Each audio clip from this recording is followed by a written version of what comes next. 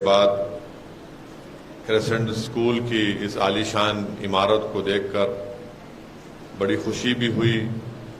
اور ایک سکون اور ایک قلبی سکون بھی ملا. اور پھر ابھی یہ بھی بتایا گیا کہ کیسے یہاں پر پڑھنے والے اسٹوڈنٹس کو اسپورٹس کی ایکٹیویٹی میں ان کے پروموشن کے لیے اسکول نے کس طرح کے کارنامے انجام دیے. میں سب سے پہلے ان تمام اسٹوڈنٹس کو مبارکباد دیتا ہوں جنہوں نے نیشنل گیمز میں حصہ لیا اور ساتھ ہی ساتھ انہوں نے اس میں کامیابی بھی حاصل کی. میں خاص طور سے مبارکباد دوں گا ہماری ان بیٹیوں کو جنہوں نے کوکو چیمپئن شپ میں بڑا مقام حاصل کیا. انہوں نے چیمپئن شپ جیتی، کراٹے میں حصہ لیا، بیڈمنٹن میں، اور ابھی ان کے کوچ اور فزیکل ایڈوائزر یہ بتا رہے تھے کہ پی ٹی ٹیچر یہ بتا رہے تھے کہ کیسے کووڈ کے بعد بھی ان بچوں نے بڑی ہمت کے ساتھ اور حوصلے کے ساتھ ان سپورٹس کمپٹیشن میں حصہ لے کر نہ صرف اپنے لیے بلکہ کریسنٹ اسکول کے لیے ایک بہت بڑا اعزاز اور اس کا نام روشن کیا. تو میں آپ کے فزیکل انسٹرکٹر کو اور ان تمام اسٹوڈنٹس کو جنہوں نے ان کمپٹیشن میں حصہ لیا اور کامیابی حاصل کی، ان سب کو مبارکباد دیتا ہوں. دوسری بات یہ ہے کہ مجھے خوشی اس بات کی ہوئی اتنی بڑی بلڈنگ دیکھ کر، اور پھر جس پرآشوب دور میں آپ ذمہ داروں نے اسکول کا آغاز کیا وہ خود قابل مبارکباد ہے کہ آپ نے اس دور میں اس بات کو سمجھا کہ اگر ہم کو اپنے ہاتھوں سے اپنے بچوں کے مستقبل کو اگر سنوارنا ہے اور ان کو اچھا مستقبل دینا ہے، ان کو ایک بہترین انسان بنانا ہے، تو یہ ضروری ہے کہ ہم ان کو تعلیم کے زیور سے آراستہ کریں. تو میرے پاس الفاظ نہیں ہیں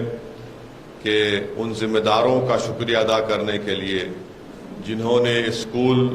کو نہ صرف کھڑا کیا بلکہ اس کو کامیابی سے چلا رہے ہیں. میں جانتا ہوں کہ تعلیمی اداروں کا قیام عمل میں لانا اور پھر اس کو کامیابی سے چلانا یہ آسان کام نہیں ہوتا ہے، بلکہ اگر میں پوری ذمہ داری کے ساتھ کہوں تو یہ بات میری آپ کو جذباتی نظر آئے گی، مگر اسکول کی ایک ایک عمارت کی اینٹ میں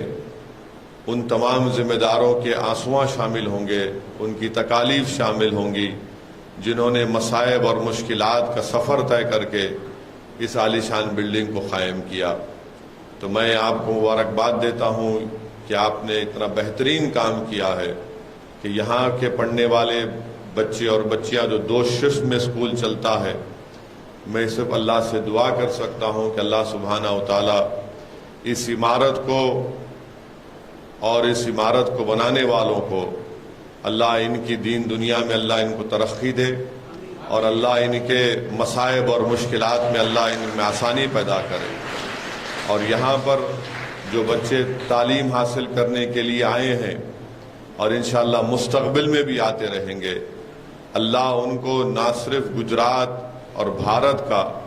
بلکہ مسلمانوں کا اللہ مستقبل ان سے جوڑ دے تاکہ وہ ناانصافیوں کے خلاف حقوق کی لڑائی میں اپنا رول ادا کر سکیں. اور میرا ماننا یہ ہے کہ بھارت کو اگر سپر پاور بننا ہے تو ہر کسی ایک عمارت کا ایک بنیاد ہوتی ہے جس کو ہم فاؤنڈیشن سٹون کہتے ہیں. تو ہمارے ملک کا فاؤنڈیشن سٹون تعلیم ہے، اور اگر ہم تعلیم کے زیور سے کسی کو بھی آراستہ کرتے ہیں تو وہ ایک اچھا انسان بن سکتا ہے. اور آپ اور ہم جانتے ہیں کہ گجرات ہو یا ہمارا وطن عزیز بھارت ہو، یہاں پر جو چیز مسلمانوں کو نیچے کھینچتی ہے وہ یہ ہے کہ ان کا تعلیم کو حاصل نہیں کرنا. لوگ یہ کہتے ہیں، تنزیہ طور پر کہتے ہیں کہ مسلمان تعلیم یافتہ ہونا نہیں چاہتا ہے. میں اس بات کو نہیں مانتا، یہ سب سے بڑی جھوٹ ہے. مسلمان اپنے اولاد کو تعلیم کے زیور سے آراستہ کرانا چاہتا ہے، مگر جو چیز اس کے ماں باپ کو اپنے اولاد کو تعلیم سے محروم کرتی ہے وہ اس کی جہالت نہیں ہے، وہ جو چیز اس کو اس راستے پر لے جانے سے روکتی ہے، اس کے پاس پیسے نہیں ہوتے اپنی اولاد کو تعلیم دلانے کے لیے۔ اس کا باضابطہ ایک امپیریکل ایویڈنس ہے۔ میں بار بار کہہ رہا ہوں، آج بھی کہہ رہا ہوں کہ بھارت سرکار کی کنڈو کمیٹی کی رپورٹ ہے جس میں کہا گیا کہ مسلمان بچے اگر تعلیم سے دور ہیں یا اسکول کے باہر ہیں یا ڈراپ آؤٹ ریٹ ان کا بڑھ کے ہے تو اس کی سب سے بڑی وجہ یہ ہے کہ ان کے پاس فائنینشیل ویروطال نہیں ہے۔ مگر الحمدللہ کریسنٹ ہائی اسکول نے وہ کارنامہ انجام دیا ہے جو انشاءاللہ تعالی ان بچوں کو جو یہاں پر آ کر پڑھ رہے ہیں وہ ایک بہترین اور طاقتور انسان بن کر نکلیں گے۔ اور گجرات میں آپ جانتے ہیں کہ 75% تو انرولمنٹ ہوتا ہے مسلمانوں کا، مگر صرف 26% مسلمان میٹریکولیشن تک پہنچتے ہیں۔ یہ ہمارے لیے ایک بہت بڑا چیلنج بھی ہے اور ایک بہترین اپرچونٹی بھی ہے کہ ہم 26 کی جگہ اس کو 50 کریں، اور پھر جب ہم میٹریکولیشن مکمل کریں گے تو تبھی تو جا کر ہم ہائر ایجوکیشن میں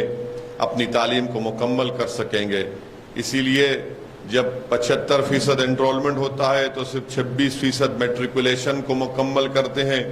اور ہائر ایجوکیشن کو پہنچے اب تک مسلمان صرف 2.85% ہوتا ہے۔ تو اس لیے اس طرح کے تعلیمی اداروں کی قدر کرنا، ان کے ذمہ داروں کی حوصلہ افزائی کرنا، ان ذمہ داروں کی مدد کرنا، میں سمجھتا ہوں یہ وقت کی بہت بڑی ضرورت ہے۔ اگر آج ہم تعلیم سے اپنے آپ کو دور رکھیں گے تو یاد رکھیے پھر ہم اپنے حصے داری کی لڑائی میں کامیاب نہیں ہو سکیں گے۔ اگر مستقبل کے چیلنجز کا ہم کو مقابلہ کرنا ہے،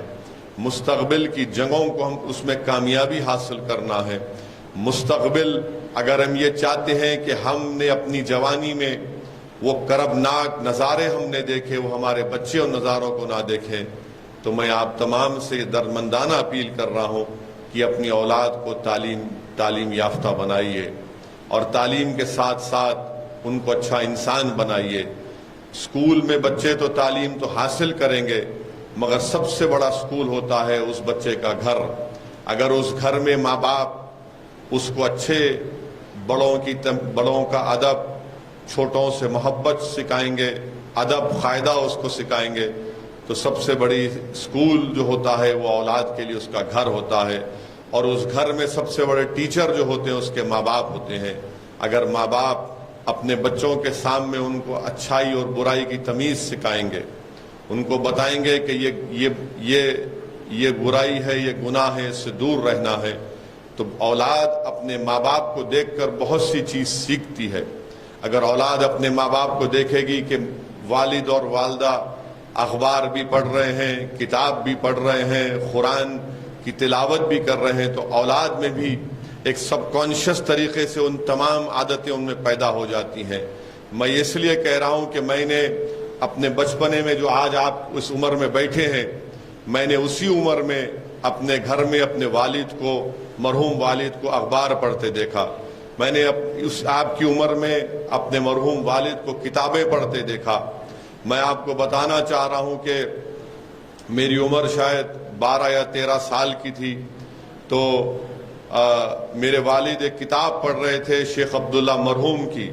اس کا نام تھا آتش چنار۔ تو میں اپنے والد جب کتاب پڑھ رہے تھے تو میں نے والد کے پڑھنے کے بعد اس کتاب کو پڑھنا شروع کیا، تھوڑی بہت اس کو مکمل کیا۔ مگر بتا یہ رہا ہوں کہ سب سے بڑی علم گاہ اگر کوئی ہوتی ہے بچوں کے لیے تو ان کا گھر ہوتا ہے، اس کے بعد اسکول ہوتا ہے۔ مگر میں پھر سے آپ تمام ذمہ داروں کا شکریہ ادا کرتا ہوں، اور میں دعا کر سکتا ہوں اور دعا ضرور کروں گا، اور ماشاءاللہ سے ہمارے گجرات پردیش کے ادھیکش جناب صابر بھائی صاحب آپ کے اس نیک کام میں وہ بھی آپ کی مدد کر رہے ہیں، تو اللہ آپ کے اسکول کو اور ترقی دے، یہ صبح قیامت تک آباد اور شاداب رہے۔